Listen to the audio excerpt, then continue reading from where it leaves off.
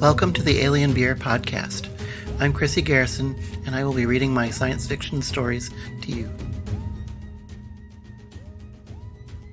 The name of this podcast comes from my short story collection, Alien Beer and Other Stories.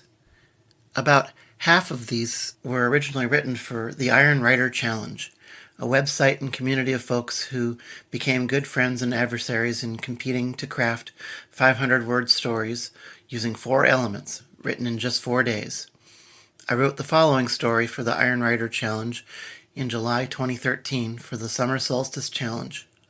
The challenge demanded that we use these 4 elements: an electric flying bicycle, a doppelganger, Atlantis, and an obscure black and white television drama comedy. My story finished dead last against 3 other past Iron Writer winners who were worthy opponents. But one author friend told me that this story is what made her a fan of my writing, so winning isn't everything. Moby Me. As the dirigiwhale soared through the dimensional rift, I knew it was now or never. The bloated sky whale carried a small gondola underneath, which I knew held my doppelganger.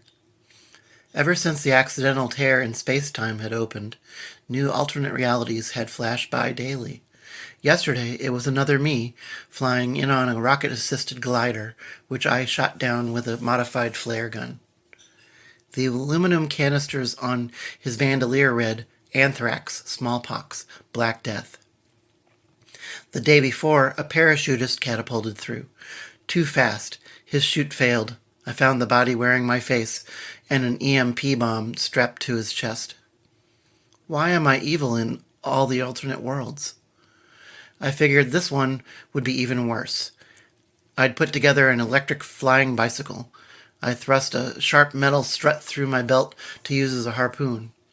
Strapped in, I lifted off with a roar, lights flashing all over the machine's tubular frame in case my double hadn't seen me. The whale changed course, bellowing like a mournful Wookiee, aimed straight for me.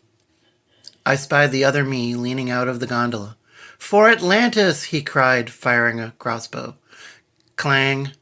The bolt lodged in a stabilizer fan. My bike and I leaned far to the right. I toggled off the opposite fan and fought the control stick to right myself. I kicked the throttle all the way up in my bike, and I rose and swooped in close to the dirigiwhale, putting the living gas bag between my twin and me. I could almost see through the skin. Sunlight filled the beautiful monster with a warm glow. Leaden guilt weighed my stomach as I hefted my makeshift harpoon. I couldn't do it. Instead, I landed my bike on the whale's back. I crept forward, edged around a blowhole the size of a manhole cover, onto the beast's nose. Reins attached by cruel spikes stabbed into the whale's skin, and I could see the lines go taut as my nemesis tugged to steer this way and that. I drew my knife and cut each cable in turn. I slapped the creature's nose and said, "There now, go home." I clambered my way back up to my bike. Now all I had to do was wait. As though it understood me, the dirigiwhale reversed course and made for the rift. My knife couldn't cut the steel bands that held the gondola on, and soon my twin appeared, climbing over the edge. He struggled to gain his feet and reached for his crossbow. I held my harpoon up in threat. He held up his hands. "Greetings, my identical cousin," I said. His look told me they didn't have Patty Duke in his universe. "Why didn't you kill me?"